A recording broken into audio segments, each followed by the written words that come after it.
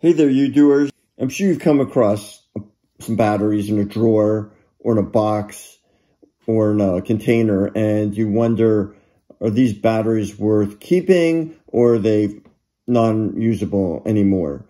And, you know, for AA batteries, the voltage is about 1.5 volts. When you get them new, they're probably slightly above that. But as you use them, and maybe over time, they start to lose some of their voltage. And if they're below 1.3, my understanding is they're pretty much not worth keeping.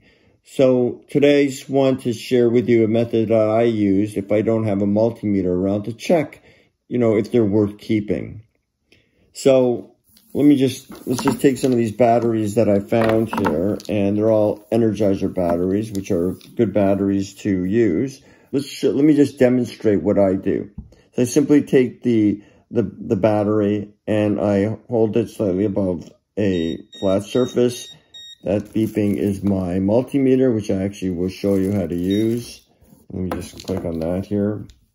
And so anyways, again, just take the battery, hold it slightly above a flat surface and drop it. As you can see, it lands pretty solidly. So I'm going to put this over to the right here in my probably good pile. And I'm going to take this other one. That one does a slight bounce. Venture to say this is not good. So here's another one. That's doing the same thing. So I'm going to put in the not good pile. I'm going to put it over here. Grab this one. Well, that's pretty solid. I'm going to put in the good pile. And that looks pretty good too.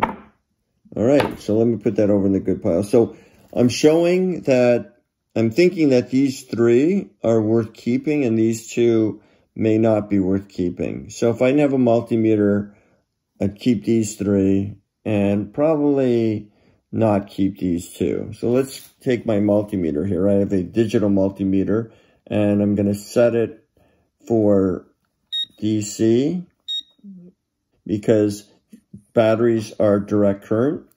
So let me get one of these batteries here and we can see what is going on with them.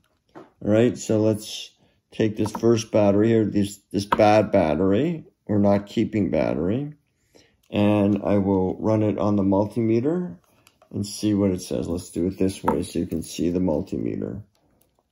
I got all this wiring going on here. Oops, sorry, I'm knocking this over. What can do here. All right, so if you can see this multimeter here, let's get it in the camera. Okay, so connect the positive to the positive here, and I'm going to attach the negative here. So let's see. So it says 1.183. So normally a new battery would be 1.5. So that's below 1.3, which I think is a rule of thumb in terms of is there any really useful life in this battery. So this was confirmed not worth keeping. Let me take one of the worth keeping batteries. Do this here. 1.598 or 1.6. Okay, worth keeping. And let's put this one here. Worth keeping again.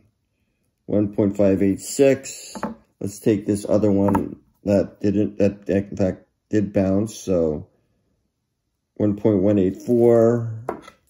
And we'll take this one here that was worth keeping, pile 1.589. So again, just bounce that. I mean, drop it and it doesn't bounce. Drop this one, doesn't bounce. Drop this one, doesn't bounce. All right, and then let's drop this one that was not worth keeping. And then this one here. Also a set and bounce. So let's again put this here. So in the back. Check it out. Select my 1.185. Do this one here. 1.178. So we're not keeping these. And we'll again check this one here, 1.589. Same with those ones as well. So that's one way you can check if the battery is worth keeping. And as you can see, the one that landed pretty solid were all actually fully charged. And the ones that were bouncing, that bounced a little, were not. And so, you know, if you don't have a multimeter, this is a method you could use. I believe this works for AA, AAA, C, and D batteries, you know, all the cylindrical batteries. All right, so you doers, if you don't have a multimeter, this is the multimeter I have. I like digital multimeters. You can, and you find some batteries lying around, you can do the drop test.